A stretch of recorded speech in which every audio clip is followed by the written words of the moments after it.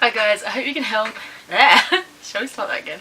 Hope you can hear me well. I'm actually filming with my tripod on my table and I feel like I'm quite far away, and it also exposes the fact that I am in pyjama bottoms, so let's just ignore that.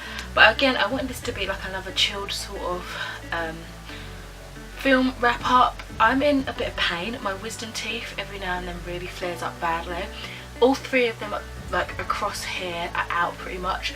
This one though, I think I must have eaten something and it's like triggered it. It started bleeding today at work. When you're got a bit of a bloody mouth and you're talking to children and you don't realise it, it's probably a bit alarming. Luckily I managed to catch it before, like I was literally in the toilet and my mouth started tasting funny, and I looked in like my mirror and I was like, aha, it's bleeding, I've got like a blood blister on it. But anyway, that's beside the point.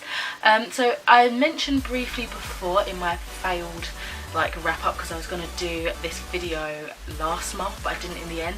I've decided to do my film TV wrap ups every like 2 to 3 months, probably 3 months, because that'll give me enough time. I don't know, I just feel like I just want to do it every 3 months. I don't really have much of a response for why. So yeah, this is spanning from January, February and March. So it was very entertaining couple of months, 3 months.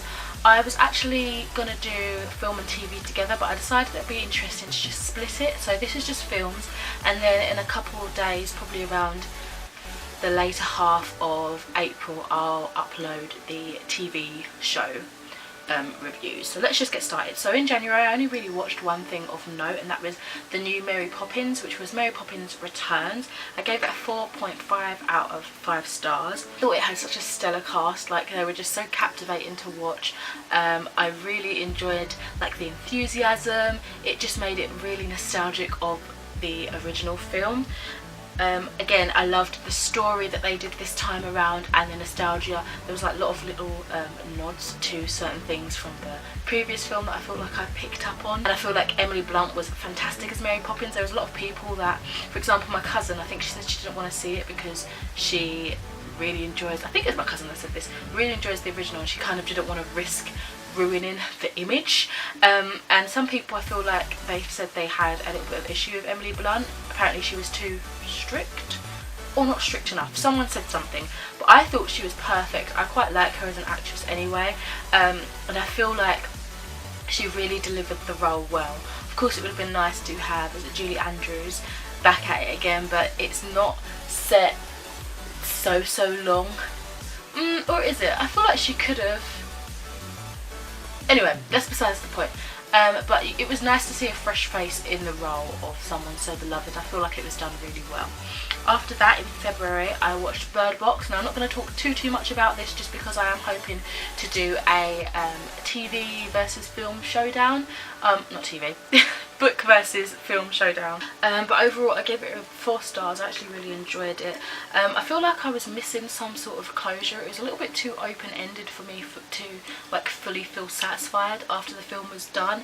I'm not sure if I enjoyed it a lot because I didn't have the book to base it off of, because some people just said it was okay, it was just mediocre, and I think a lot of those views were coming from people that read the book first, and usually I do read the book first, but I wasn't, like, I heard of the book I heard of the book Bird Box, but when the film came out it didn't register that they were the same thing. All I could really understand was the memes and like the challenges people were doing, like the Bird Box challenges and stuff like that. But yeah, I just want to know where these sort of monster characters came from.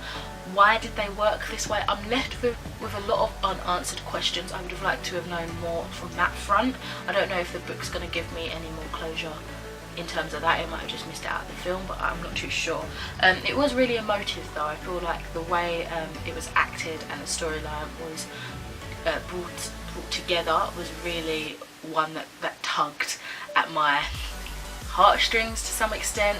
My disgust when, you know, more of the violent scenes were happening, and also just wanting everybody to be okay. It also took me the longest time, admittedly, to realise the significance of the name. Like, I had to wait until it was pretty much spelled out to me why it was called Bird Box. Like, it makes so much sense now. Okay, so after that I actually watched Harry Potter and the Philosopher's Stone. I gave this a 4.5 out of 5 stars.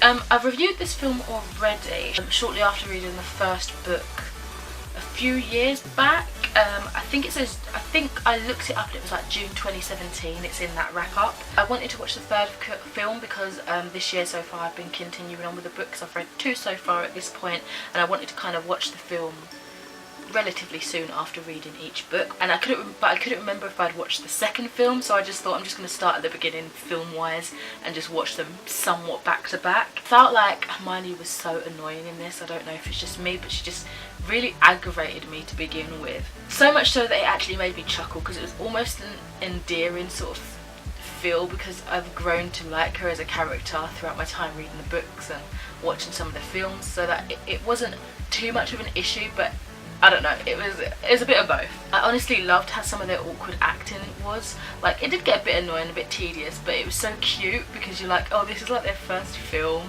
and they're just so awkward, like the way they say things or do things, it's like so exaggerated. When I think about it, I actually think they were quite good. There's a strange thing that I just wanted to talk to you guys about. Basically, I can't help noticing this. So when Harry was 1, he lived with the Dursleys, right? But the scene where Hagrid sent him off to live with the Dursleys, they had him as a proper baby, like a baby in arms. However, the picture he shares with Harry of him with his parents, he looks like an even older toddler. So I'm very confused in terms of that. Is it just like a little bit of a plot hole, they didn't sync it up as well as they should have, or what? I'm very confused. But nevertheless, it was a really entertaining film. It does feel like it could have been shorter. I do feel like it dragged a little bit. And I think we could have had more scenes with Professor Quirrell as well. But yeah, I did enjoy that overall. And then I went to the cinema and I saw the Lego Movie 2, which I gave 4.5 stars. So this was so much fun. I really did have a good time watching it. So I was grinning from ear to ear. I went with my friend, Lacey. I think I went with Lacey from work. The music, the storyline, Lacey guessed quite a lot of the plot, to be fair. She was really good at that, but it was so fantastic. How all of the stuff happening in the Lego world was mirroring what was happening like in real life. It was just so cool, and it had such a heartwarming overall message to do with like siblinghood and sibling rivalry, but still, you know, knowing that at the end of the day you're family.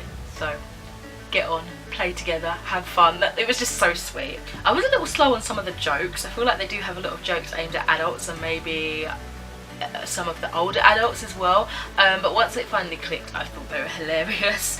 Like the fact where Chris Pratt is Emmett, and they were like Lego Jurassic Park things, and it was really cool. Even the end credits were really entertaining. Like, I was just sitting there watching the whole thing, literally like devouring all this colourful, bright, peppy goodness. Honestly, altogether, it was like an all-round wholesome film, and I think I actually enjoyed it a little bit more than the first one. Seen that Playmobil have a movie coming out later this year, I think, so maybe this was a prelude to that one as well, because they definitely built up something that could continue. After that, I watched a film that I got for Christmas, which was Love and Vincent. I really wanted to see this when it came out. I gave that 4 stars. Really random. I got to see so many like cool artsy films from the trailers that came on before the film. I don't typically skip trailers at the beginning of like DVDs, unless it's an old DVD that I've had for ages, but you can get some really good suggestions of what to watch next, and especially if you're trying something different and you want to see things that are kind of similar in that vein. That it was awesome, so I'm on the lookout for some of those. Anyway, as I mentioned, I've been wanting to watch this since I heard about the production of it. Actually, I think there was like a news sort of segment on it a few years back, and they were talking about how they got like over 100 artists or something, and every scene was like hand painted and everything, and then they sort of stitched it on top of the actors, and it sounded fascinating. I was like, just for the art, I need to see this. And it took me a while. I didn't really hear much about it in cinemas. I don't know if it just went straight to DVD or what, but I finally ended up getting it, and yeah, it was great. I really did find it so fascinating how they produced it with the overlay of the paintings and the actors. I thought that was so cool. It must have been such hard work, especially when you have such a large team and you kind of don't want to trip over each other. You've got to you've got to make sure everything flows, but you've got to keep to your own job. Do you know what I mean? It sounds amazing. I studied Vincent van Gogh back in school. I took art GCSE, but before that we were learning about him in like year 8, year 7, that sort of thing. But we never really deep dived into his personal life. So through this movie it was really interesting to see that aspect and learn a little bit more about the artist rather than just what he's famous for, you know, his sunflower painting, the Starry Starry Night, and the fact that he cut off his ear and like went mad. It was nice to see more of like a humanization version of him, do you know what I mean when I say that? Especially through the eyes of others and not him, because it takes place I think a year after his death. So that was interesting to see how others sort of depicted him as a person. Almost like, I guess I could describe it as a detective case, but it's from the perspective of like a close friend that just wants to know, you know, how he was treated. He just wanted to know how he lived a bit more, because they didn't live near each other or whatever. There were some actors in here that I really did like. Ones that I had known before. It was quite, I think it was almost like an all-star cast to some extent, and it was just amazing to see how beautifully enhanced they were through the painting, sort of overlaid on top. It was so cool. Despite being a quiet film, it's actually much more emotional than I was expecting, so definitely go in with perhaps some tissues at hand, because it does get quite deep. Oh, and at the end I love that Starry Starry Night was played. Obviously there's a song maybe not obvious to you, sorry. There's a song that was written inspired of the Starry Starry Night painting. I can't remember if I learnt that in art or in music, one of the two. Not very different when you think about it. So yeah, it just brought back memories of me at school when I first heard it for the first time, and also it emphasises the fact Vincent van Gogh, music inspired by his creations. It was just a nice tie-in. Yeah, definitely recommend this. Even if you're not usually into those artsy sort of films, I think it's just an experience to see this kind of visually stimulating creativity on screen. Even if you don't enjoy the story that much, just go in to appreciate the art. I think that would be worth it. After that I went back to Harry Potter and I watched The Chamber of Secrets, and I gave that 4 stars. I don't remember the rescue mission that much from book 2, but I knew that the flying car was obviously like a big deal for the escapades generally for that book in general, but the scene played out was so funny. The journey to Hogwarts in the flying car was just very entertaining. I feel like that was done quite well. I do go back and forth in terms of talking about characters and storyline and random thoughts that I just want to share, so I do apologise, this all over the place review. I feel like Lockhart as a character has got to be even more annoying in the film than he was in the book, but it's in a way that makes him really funny, because in the book I just thought, oh my god, this guy's such a dickhead basically, he's really annoying, he's really full of himself. But in the film it was played in a way where he was like almost so arrogant he was stupid. Like it was funny. Everyone was like sort of rolling their eyes, and obviously the people that were infatuated with him, it was just over the top. It was done in a fun way. I do feel like some scenes were got to quite rushed, although the pacing of them when they were playing out was quite nice. I just feel like it was a little bit jumpy, a little bit all over the place, getting from one scene to the next, and it just kind of had, in some instances, no rhyme or reason. Also, I do find myself having some confusion over what like the magic house elves can do. So I was under the impression that they can't perform any magic, right? It was against the law or something. Yet Dobby clicks his fingers, I think, and he disappears in the movie. That's just one example.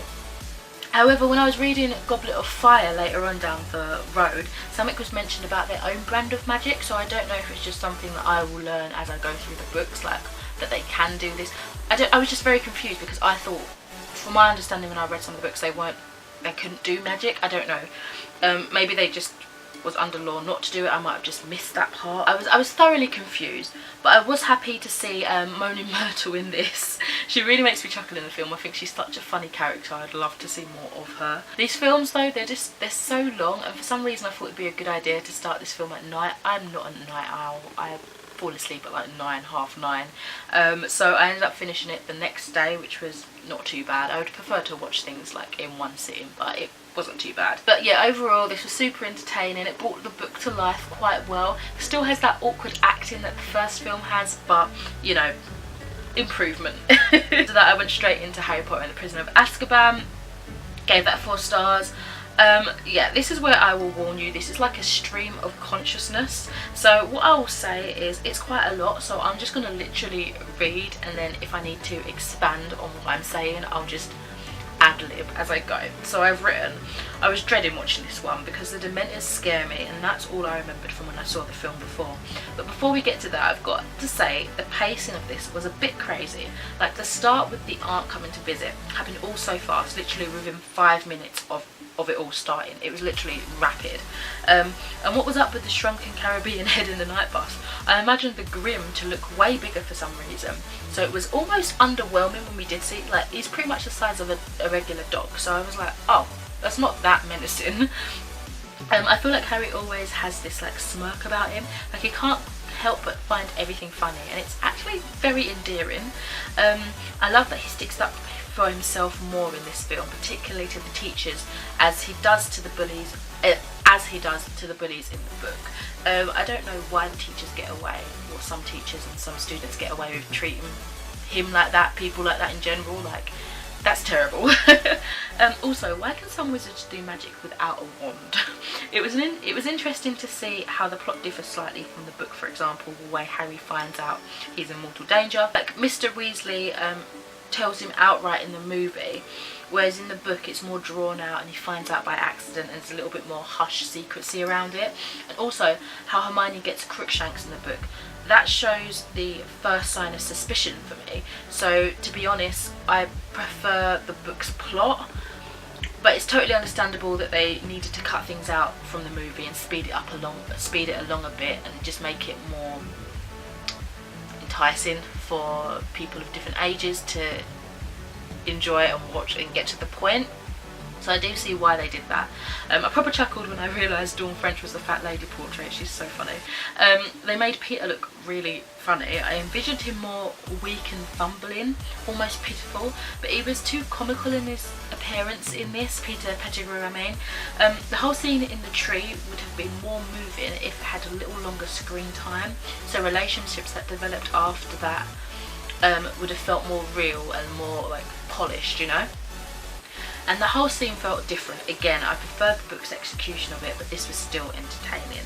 So I couldn't help myself comparing the difference, especially because I read the book and then watched the film almost immediately after, so I had both like fresh in my mind. I just couldn't help but notice the differences. I know that's not really a big deal for a lot of people, but I sort of automatically do it. I can't help it.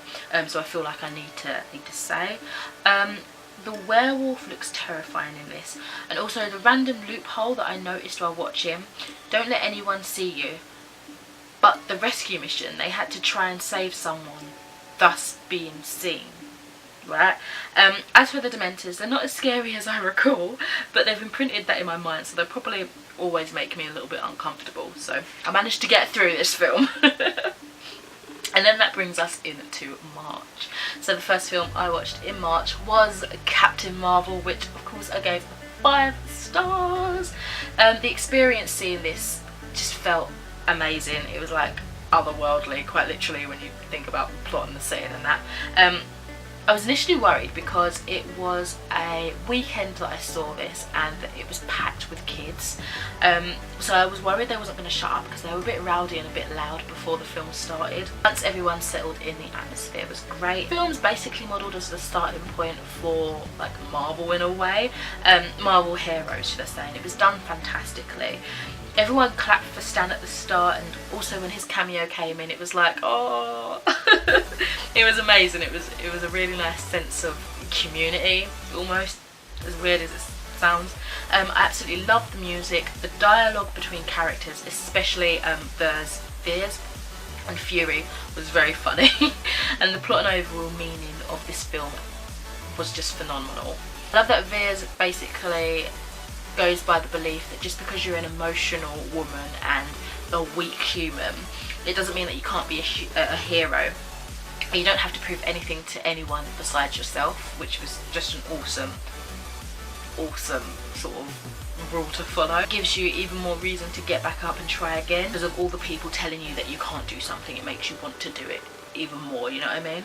I loved all the different like Easter eggs and connections, like how the Avengers started, the beginning of the Infinity Wars, and how Fury got his bad eye. All of these little Easter eggs just tied wonderfully in like previous films, which technically in timeline I guess come later, but it was amazing to see the little nods, you know, and the little smiles towards certain things. The cat had way more influence than I was expecting. So if you've yet to see it, definitely keep that in mind. It's great, trust. Everyone was just clapping and screaming and whooping, especially at the end credit, scene, sorry. And I was just left on a major high after seeing that. Like, it lasted, I feel, about 4 days, a week. Like, I was just buzzing. Every now and then I would just think about certain scenes or certain things that happened, and I was just, set me all warm and fizzy inside. I feel like I definitely need to get some merch now, like posters, clothes. I definitely need to be kitted out, as Captain Marvel's really left an impression on me, I guess. I feel so empowered, so inspired.